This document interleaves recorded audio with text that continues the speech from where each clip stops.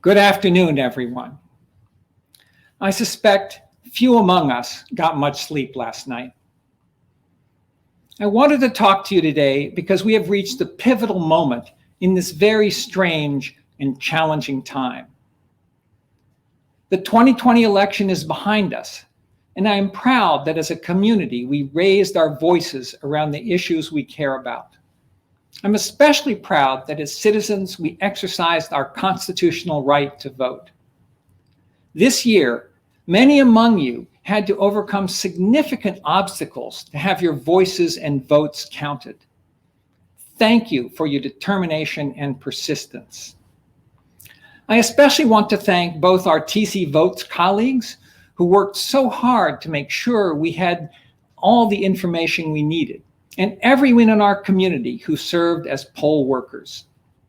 Of course, we do not have a definitive outcome yet, and it could be days or even weeks before the winner of the presidential election is certified. This is to be expected since millions of people voted by mail this year due to the pandemic. In several states, these ballots will take longer to process than in-person votes. While we have become accustomed to receiving what we believe are final results on election day, hours after the polls close, these results are in fact often based on reliable projections. At this moment, several key races remain too close to call. Therefore, we will have to contend with uncertainty along with anxiety and fear for a while longer. And yet, regardless of which candidate ultimately claims victory and which party controls the US Senate, our path at Teachers College is clear. Under any circumstances, we will always defend our teaching and research mission. We will oppose policies that would weaken our teaching and research enterprise or hinder our people from contributing to it. And by our people, I mean anyone who is directing their energy and time to advancing knowledge for the public good, including international students and visiting scholars whose access to visas remains in jeopardy. But more broadly, we must also ask ourselves, what do we have the power to do now? And what are we prepared to do? Why, as I believe, is TC needed now more than ever? The answer is that the very fabric of our society is in need of repair. There is diminished respect for science, for evidence, for education, and for learning itself. There are huge and widening gaps between our society's haves and have-nots. Gaps in education, health, economic means, and opportunity to attain a better life. There is toxic anger, fear, and distrust around individual differences, and deep injustice that penalizes people of color, women, those in the LGBTQ community, those with disabilities, and many others. These are daunting challenges, and Teachers College is uniquely positioned to tackle them.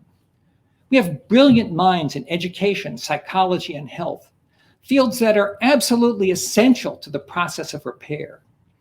We have deep connections to the communities we serve. We have an historic and abiding commitment to advancing social justice, and we embrace diversity of background, race, culture, thought, and experience. Yes, we all remain anxious and concerned. So much meanness and hatred have been unleashed across the land. The damage to our social fabric, our institutions, and governing norms will take months, if not years, to repair.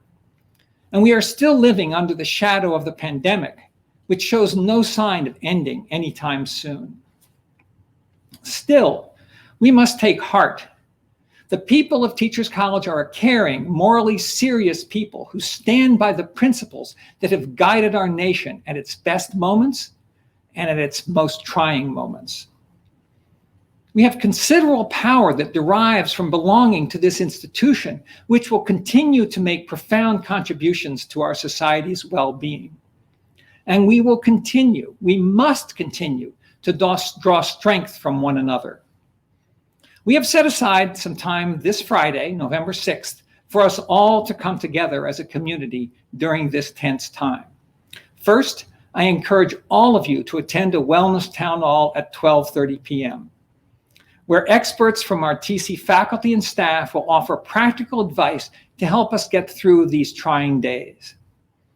At 2 p.m., the Office of the Vice President for Diversity and Community Affairs and the FEC's Committee on Race, Culture, and Diversity will host a community gathering where every one of you is invited to share your thoughts about the election and the state of the country.